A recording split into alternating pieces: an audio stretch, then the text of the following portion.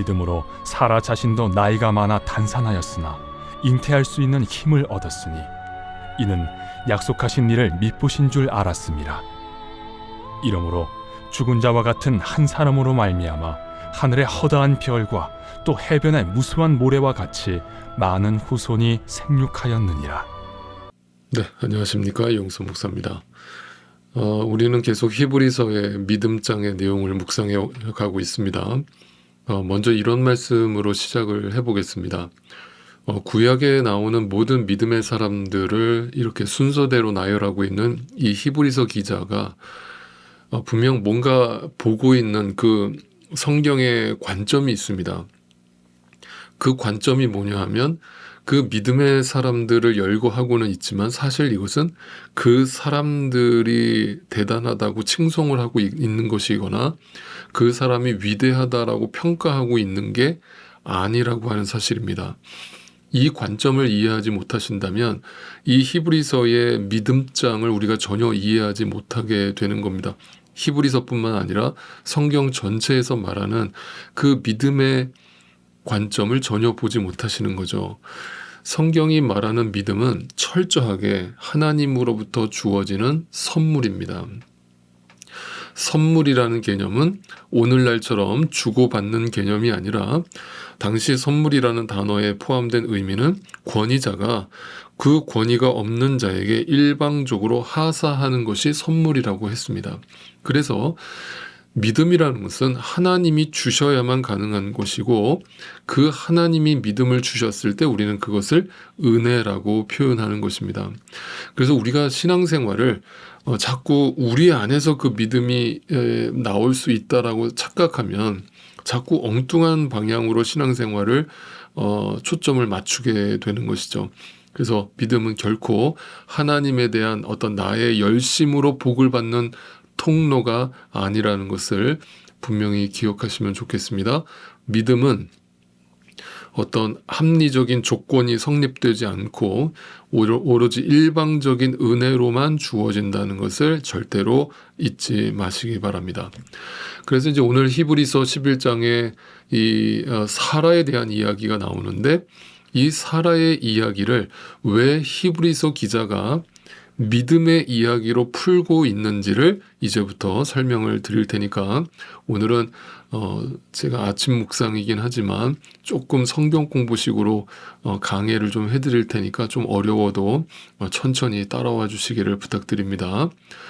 자, 성경에서 사라와 함께 등장하는 인물이 있습니다. 네, 바로 하갈입니다. 아시다시피 아브라함은 하나님의 그 약속을 기다리지 못하고 하갈의 몸종이었던 사라의 몸종이었던 그 하갈을 취해서 이스마엘을 얻었습니다. 그래서 사라와 하갈의 이야기 속에 담아 놓으신 그 하나님의 뜻이 있음을 확인하게 됩니다. 자, 이것을 신약 성경에서 갈라디아서가 어떻게 해석해주고 있는가를 확인해 보도록 하겠습니다. 자, 갈라디아서로 가보겠습니다. 자, 갈라디아서 4장을 펴보시면 4장 22절 말씀을 읽어드리겠습니다. 아브라함에게 두 아들이 있었는데 한 사람은 여종에게서 태어났고 누굽니까? 하갈이죠. 한 사람은 종이 아닌 본처 누굽니까? 사라에게서 태어났다라고 기록되어 있습니다. 자, 그러면 23절 여종에게서 난 아들은 육신을 따라 태어났고, 자, 거기다 밑줄을 치세요. 하갈에게서 난 아들 이스마엘은 육신을 따라 태어난 아들이고 사라에게서 난 아들 이삭은 약속의 아들이다. 약속의 아들, 약속을 따라 태어났다. 자, 여러분, 이 땅에 우리가 태어나는 것은 본인이 원한 게 아니잖아요. 자기 뜻대로 이 세상에 태어나는 사람은 없잖아요. 그런데 하나님이 그렇게 태어나게 하셨는데 29절을 또 보세요. 그러나 그때에 육신을 따라 난 사람이 누구죠? 이스마엘이죠. 성령을 따라 약속을 따라 난 사람 누구죠? 이삭을 박해하는 것과 같이 지금도 그러합니다. 자, 그 다음에 이제 창세기 21장으로 한번 가볼게요. 21장 9절로 가보겠습니다. 그런데 사라가 보니 이집트 여인 하갈과 아브라함 사이에서 태어난 아들이 누구예요? 이스마엘이 이삭을 어떻게 해요? 놀리고 있다. 이 놀리다가 핍박하다예요. 자, 이게 갈라디아서의 말씀에 그대로 표현되고 있죠. 그럼 정리를 해보겠습니다. 이거를 문자적으로 해석하지 마세요.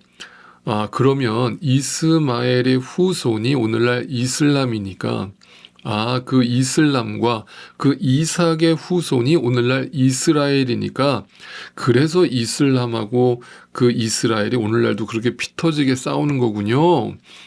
단지 그렇게 문자적으로 해석하지 마세요. 성경은 그런 인간이 만들어 놓은 종교 전쟁을 말하고 있는 게 아닙니다.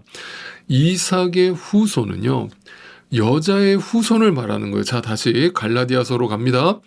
갈라디아서 4장 31절을 확인해 보세요. 그러므로 형제 자매 여러분, 우리는 여종의 자녀가 아니라 자유를 가진 여자의 자녀. 네, 거기다가 밑줄을 쳐놓으세요. 여자의 자녀, 여자의 후손. 누가요? 우리가요. 자, 그러면 이게 또 뭘 얘기하는 것인가? 마지막으로 하나만 더 살펴볼게요. 창세기로 다시 갑니다. 창세기 3장으로 가세요. 15절입니다. 내가 너로 여자와 원수가 되게 하고 너의 자손을 여자의 자손과 원수가 되게 하겠다. 여자의 자손은 너의 머리를 상하게 하고 너는 여자의 자손의 발꿈치를 상하게 할 것이다. 이 장면은 뱀이 그 인간이 타락한 후에 인간을 유혹해서 죄의 길에 들어서게 한 그 뱀으로 묘사된 그 사탄에 대한 저주를 말씀하고 계시는 것인데, 여기서 말하는 여자의 후손은 누구를 말하는 겁니까? 네, 바로 예수 그리스도를 말하고 있는 거예요. 그래서 이 창세기 3장 15절을 뭐라고 부르냐면 원시 복음이라고 부릅니다. 그래서 예수 그리스도가 누구를 통해 왔는가? 아브라함의 후손, 이삭의 후손, 야곱의 후손으로 오셨는데 그것이 바로 약속의 자녀로 오신 예수 그리스도를 가르치고 있는 것이죠. 그래서 예수 그리스도가 약속이 아닌 자신의 인간적인 방법을 동원해서 낳은 이스마엘을 통해서 온 그 사탄의 자녀들과 대립하게 되어 있는데, 네, 그것이 바로 사라와 하갈의 이야기로 등장하고 있는 거예요.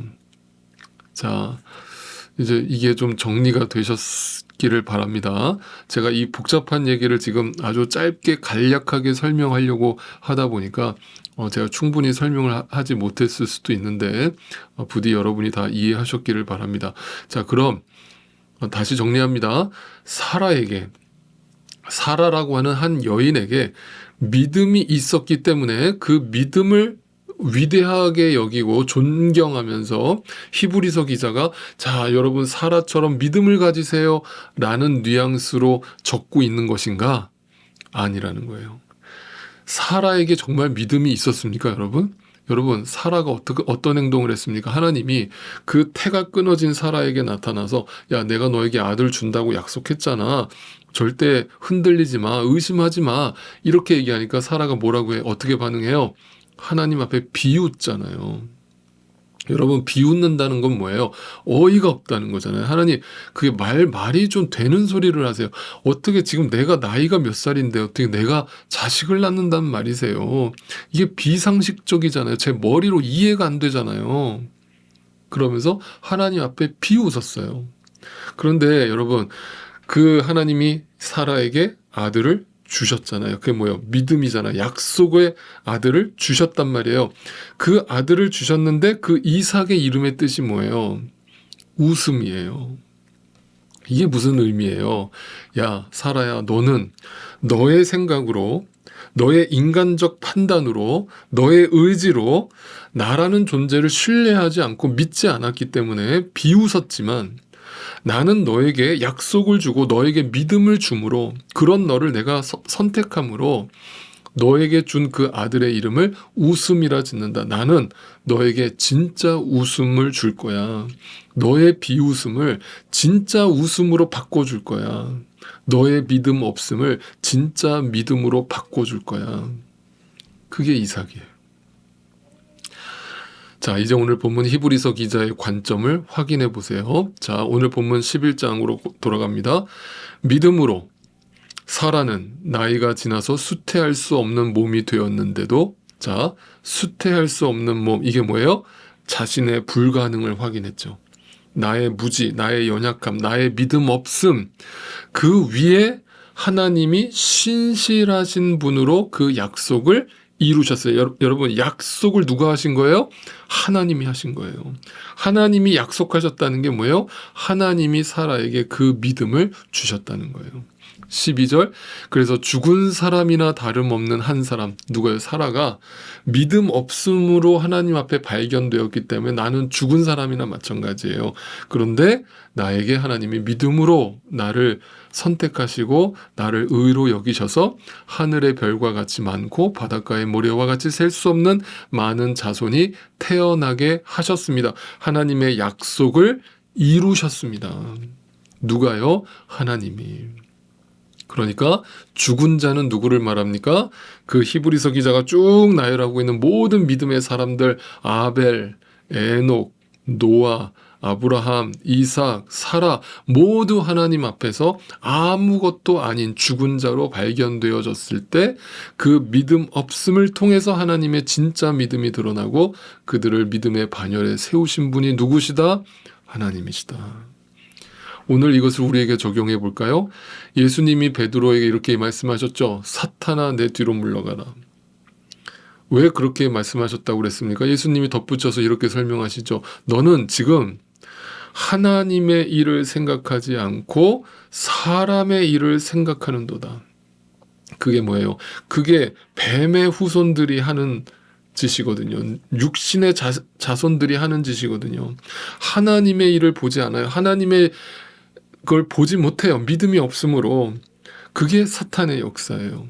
그런데 그 인간적 방법을 다 동원해서 인간적 생각과 인간적 논리에서만 하나님의 일을 하려고 해요.